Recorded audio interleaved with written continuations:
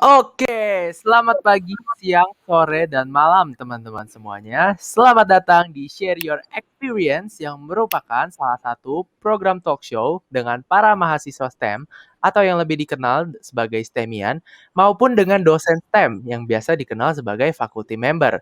Perkenalkan, saya Joe dan partner saya Angel. yang akan menjadi host kalian hari ini. Nah, hari ini udah ada bareng kita seorang guest yang ahli di bidang komputer nih teman-teman. Mari kita sambut Bu Silmi. Halo Bu Silmi. Halo semuanya, apa kabar? Iya, baik Bu. Ibu Baik. apa kabar? Baik, baik. Wih. Mungkin boleh Bu perkenalan dulu sedikit untuk teman-teman kita yang akan nonton talk show ini. Oke, halo semuanya yang lagi nonton. Nama saya, perkenalkan, Silmi Kafah. Saya adalah faculty member dari Prodi Computer Systems Engineering. Gitu. Oh, kalau boleh tahu udah berapa lama nih Bu, Ibu menjadi dosen? Wow, saya bergabung dengan keluarga besar Prasmul ini di tahun 2018. Jadi jalan mau 3 tahun, 2,5 Udah tahun. mau 3 tahun ya Bu ya. Wow, experience-nya udah banyak nih berarti nih Bu ya. Bidang keahlian Ibu itu di bidang apa Bu kalau boleh tahu?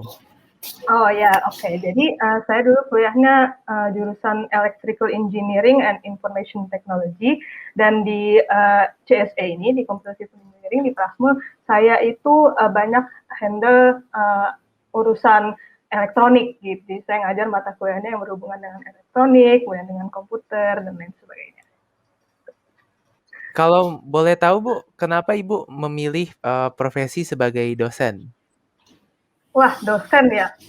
Iya. Sebenarnya dulu saya nggak pernah sih punya cita-cita untuk jadi dosen, dan yang namanya profesi itu kan berubah ya. Ada yang punah gitu, ada yang udah nggak eksis lagi profesi, kemudian banyak juga yang baru, tapi ada juga yang masih sustain gitu ya. Jadi dari dulu tuh saya nggak pernah punya cita-cita yang konkret untuk jadi sesuatu gitu. Yang pasti saya itu tumbuh besar memang tertarik dengan dunia pendidikan. Jadi saya orangnya suka belajar gitu, saya suka proses belajar gitu ya, bukan kayak kalau harus belajar gitu, saya bukan gitu.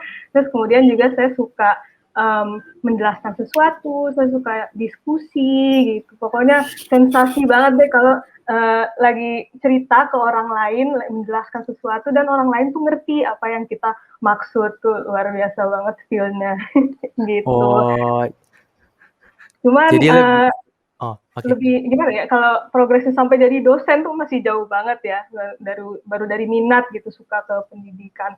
Waktu itu sih kan saya kuliah di Jerman ya, saya kuliah di Jerman, kemudian setelah mendekati akhir gitu, selesai, itu sempat ada waktu dilema tuh, kira-kira mau lanjut kuliah lagi atau mau balik ke Indo, soalnya udah lama banget, terus udah kangen banget sama orang-orang rumah gitu kan, udah lama nggak ketemu. Waktu itu juga dari SMA langsung berangkat, jadi kayak homesicknya tuh lumayan banget ya gitu. Dan setelah dipikir-pikir, akhirnya ya udah deh, kayaknya bijak gitu untuk pulang dulu, dan pingin banget kontribusi juga ke tanah air gitu. Baru deh pas mendekati mau pulang, dengar tuh tentang Prasmul. Maksudnya sebenarnya Prasmul emang udah nggak asing gitu, udah familiar banget dari dulu. Terus juga rumahku deket yang kampus Cilandak, jadi benar-benar udah sering banget lewat kampus Prasmul gitu. Tapi begitu dengar punya buka School of Applied STEM, itu langsung kayaknya boleh nih, coba daftar untuk jadi dosen di CSE gitu. Oh, Ceritanya menarik ya Bu, perjalanan sebelum masuk ke Prasmul itu menarik banget nih Bu. Nah, kalau boleh tahu sekarang Ibu boleh ceritain nggak sih pengalaman apa atau memorable yang paling menarik gitu ya selama Ibu mengajar di Prasmul dia dalam waktu 3 tahun ini ya, jalan 3 tahun Ibu ya? Betul sekali, jalan 3 tahun. Sebenarnya kalau ngomongin pengalaman yang memorable, banyak banget yang terjadi ya, padahal ini juga baru jalan 2,5 tahun, mau 3 tahun ini, banyak banget yang lebih senior gitu kalau ngomong faculty member di Prasmul. Tapi memang beragam sekali, dinamis sekali di Prasmul itu, dari kejadian yang konyol gitu. Waktu itu sempat ada lucu sekali. Jadi kalian kenal kampus Prasmul ya. Untuk yang belum pernah ke Prasmul, coba intip nonton videonya gitu untuk dapat atmosfernya di Prasmul itu kayak apa. Jadi waktu itu saya lagi diskusi sama satu mahasiswa di bawah gitu, di dekat tangga. Terus waktu lagi ngobrol, jadi kita ngadep-hadepan gitu. Dan di kampus kan banyak yang lalu lalang, ada yang nyapa saya, ada yang nyapa si mahasiswa ini gitu. Terus pas lagi ngobrol, waktu saya lagi ngomong, saya ingat banget, saya lagi ngomong sesuatu, dia lagi dengerin, terus dia kayak kontak mata gitu sama temennya yang mungkin ada di belakang saya, jadi saya nggak notice gitu.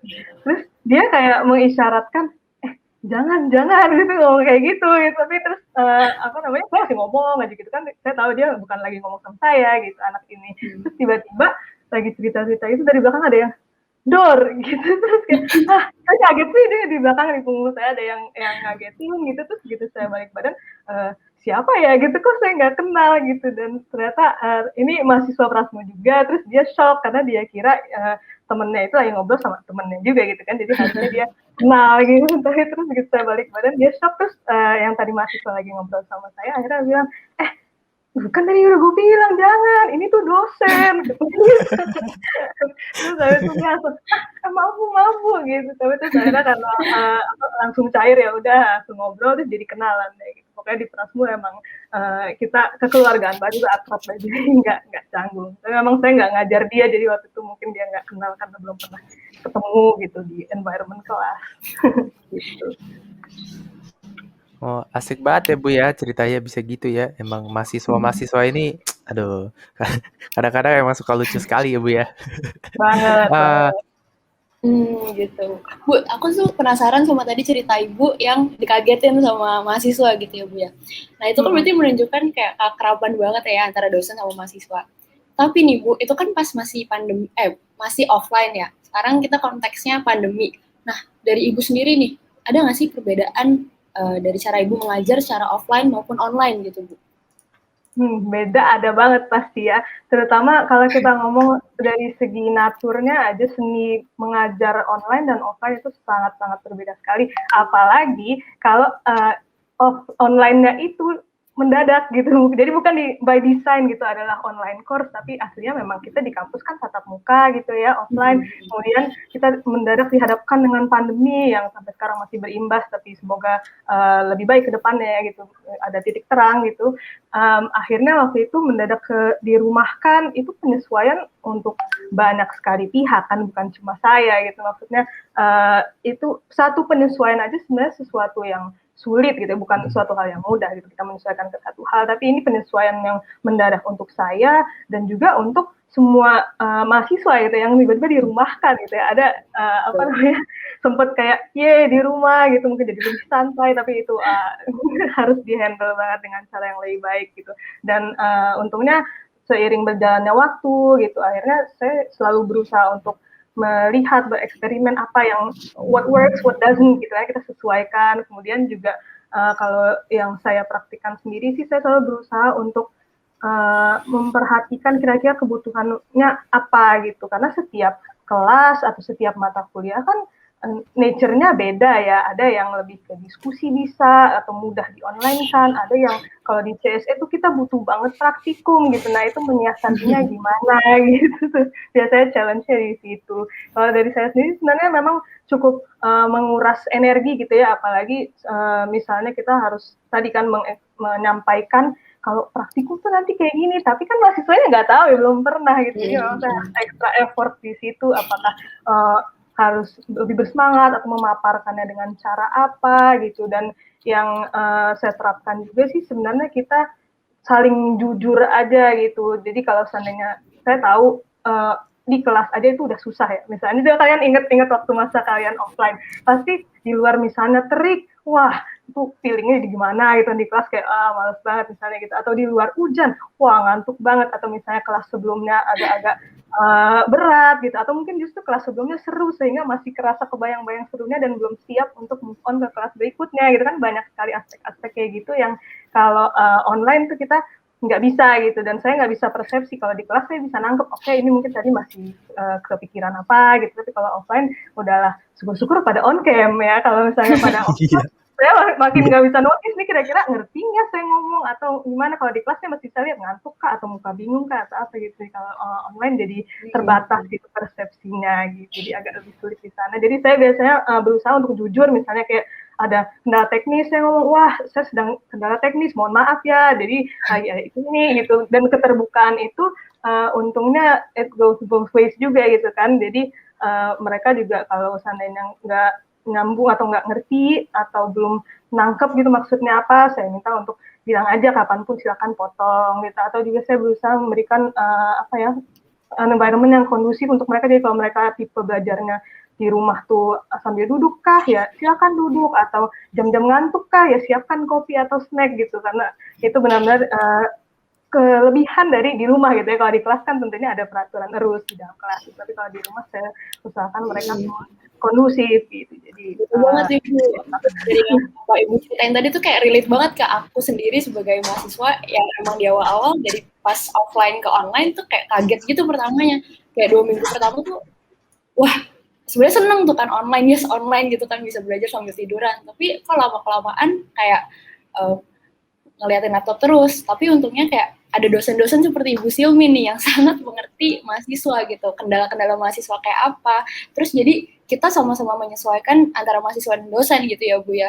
Kita cari sama-sama cari yang enak gimana pembelajarannya, kayak gitu ya Bu ya. Kalau Jo gimana nih Jo? Sama nggak kayak aku? Sama, kebetulan emang ya dosen-dosen di Prasetya Mulia ini mereka adaptasinya cepet banget gitu ya sama keadaan online kayak gini. Jadi tetap bisa membawa suasana yang gimana ya istilahnya kondusif dan menyenangkan walaupun kita belajar dari rumah. Gitu Betul sih. banget. Terus aku keinget nih Bu, yang waktu itu kita dari PDE 18 kolaborasi sama CSE 2017. Kan itu kita online kan, tiba-tiba kepotong gitu kan. Awal-awal pandemi. Iya bener banget kan, apalagi itu project mengharuskan aku sama kakak tingkat CSE lagi kan, beda jurusan untuk kolaborasi bikin satu project bareng. Nah waktu itu kalau nggak salah kita masih pakai Google Meet ya Bu ya, kita masih nanya-nanya sama Pak Zaki, sama Bu Silmi, sama Pak Erwin, terus kayak bener-bener ya beradaptasinya walaupun cepat tapi tetap efektif sama efisien gitu, karena kayak dosen-dosennya juga sangat mengerti lah keadaan sekarang, dan kita mahasiswa juga mencoba untuk mengerti dan mencoba untuk memahami kita tuh lagi di masa pandemi gitu ya Bu ya. Ya intinya kita nggak sendiri gitu, jadi maksudnya mahasiswa ngadepin capeknya kayak gimana, di depan layar tuh capeknya kayak apa, nah dosen-dosen pun begitu gitu. Jadi kita semua harus mengomunikasikan itu aja, karena kadang-kadang mungkin ngerasa nggak dimengertiin gitu, tapi sebenarnya sama-sama kita cari jalan tengah bareng yang paling nyaman. Oke, mungkin move on ya Bu ya, kita to the next questions. Apa sih Bu yang paling bikin bahagia nih selama 3 tahun menjadi FM di Prasetya Mulia? Ada palingnya soalnya jadi berat.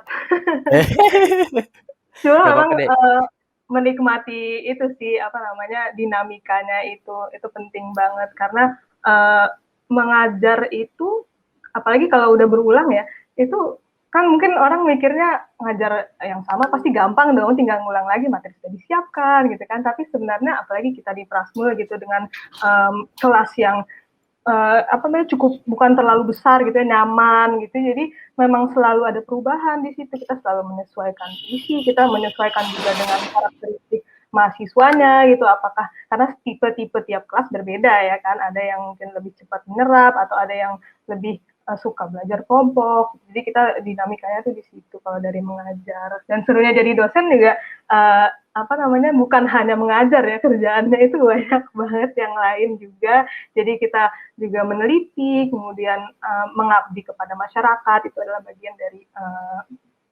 bagian dari profesi dosen ini gitu yang harus dijalankan. Dan itu selama hampir 3 tahun ini cukup menghibur gitu. Oke, keren banget ya, menarik banget nih pernyataan sama cerita-cerita dari Bu Silmi. Mungkin boleh Bu, terakhir nih ya sebelum penutup nih, satu kata yang menggambarkan program studi yang Ibu ajar. Oke, program studi yang saya ajar berarti tentang Computer Systems Engineering ini ya. Yes, Bu. Perkara satu kata ini saya sempat bahas kemarin ini sama salah seorang teman. Jadi memang sulit mendeskripsikan sesuatu dengan satu kata itu. Tapi kalau harus mewakili CSE dengan satu kata, saya akan pilih essential. Essential. Kenapa tuh Bu? Iya, kenapa tuh Bu? Prodi CSE. Jadi kata essential ini saya pilih karena dia menurut saya meliputi banyak aspek dari CSE itu sendiri. Pertama, jurusannya sendiri memang di zaman sekarang ini itu esensial banget ya, penting banget gitu. Kita tahu, kita lihat di sekitar kita yang terkait sistem komputer itu baik yang kita sadari maupun yang nggak kita sadari itu ada dan membantu kehidupan kita gitu. Itu dari jurusannya. Kedua, ilmunya sendiri juga esensial banget itu dan nyambung kayak tadi Angel juga udah bilang, memang ini adalah kunci dari kolaborasi gitu. Jadi benar-benar kalau kalian kuliah jurusan CSE gitu, itu intinya nantinya kalian akan sangat-sangat mudah sekali untuk berkolaborasi karena memang ilmunya yang dari alaminya seperti itu. Yang ketiga, satu lagi ya mungkin yang mau saya singgung adalah dari yang kita berikan itu melalui program ini tuh sesuatu yang sifatnya fondasi atau esensial itu mendasar. Jadi kalau apapun yang kalian suka, kalian masuk CSE, kalian bisa membuat karya gitu, menyajikan hobi kalian atau minat kalian tersebut dan dibaluri dengan ilmu CSE yang sudah kalian dapat sepanjang perkuliahan ini. Gitu. Esensial sekali ya berarti ya Bu CSE ini ya Bu ya. Iya bener banget. Silahkan makanya jangan ragu kalau mau masuk Prasmul. Wadidaw. Luar biasa banget. Nah barusan Ibu ngomong nih kan jangan ragu untuk masuk di Prasmul. Ibu ada nggak sih pesan-pesan lagi nih lebih lanjut untuk anak-anak SMA atau teman-teman kita yang bakalan tertarik nih untuk masuk di Prasmul terutama di jurusan Computer System Engineering Ibu? Oke, tadi kata saya sudah merangkum sebenarnya ya bagi kalian yang apapun latar belakang kalian, apapun minat kalian, CSE ini bisa cocok untuk kalian karena itu tadi kita menyajikan sesuatu untuk membuat kalian bisa mengemas apapun ide itu menjadi sesuai dengan zaman, sesuai dengan kebutuhan, dari solusi dan pembelajarannya itu, jadi itu finalnya ya kan, akhirnya adalah di stepnya di situ, tapi prosesnya juga memperkaya diri kalian. Pokoknya nyaman banget dari Prasmul, programnya luar biasa, sisi bisnisnya juga nggak kalah ada di situ, komputernya juga pastinya ada di situ gitu, dan selain dari akademis juga banyak banget peluang untuk mengembangkan diri secara non akademis karena fokus kita bukan cuma sekedar ilmunya yang nambah gitu, tapi juga sebagai karakter, sebagai diri itu lulusan Prasmul itu akan terbentuk. Betul banget. Terutama kalau di Prasmul itu kan pasti kita diarahkan untuk ke bisnis juga gitu kan, gimana kita kayak mengemas project kita itu terus tapi bisa diminati oleh semua orang gitu ya Bu ya. Betul, karena intinya kan kalau kita mau beri solusi ya orang harus pakai solusinya, dan kalau nggak jadi solusi. Betul banget. Oke, Bu Silmi, terima kasih banyak nih atas waktunya, sharingnya very insightful, menyenangkan sekali, terus terutama berguna banget nih buat adik-adik yang akan masuk di Prasmul. Nah, kalau kalian penasaran nih sama jurusan Computer Systems Engineering, kalian bisa langsung aja nih, Ibu Silmi udah follow belum IG-nya Prasmul? Udah. Oke, jadi teman-teman bisa follow nih, bukan IG-nya Prasmul aja, tapi IG-nya @stemprastiamulya. Dan kalau kalian penasaran tuh, di situ banyak banget tuh info-info menarik tentang Computer Systems Engineering gitu. Oke, kalian juga jangan lupa untuk subscribe di channel YouTube ini @stemprastiamulya, dan nantikan terus episode Share Your Experience selanjutnya yang pastinya nggak kalah serunya dengan episode kali ini bersama Ibu Silmi Kafah. Terima kasih teman-teman. Terima kasih Bu Silmi. Terima kasih Bu. Pamit. Dadah. Bye.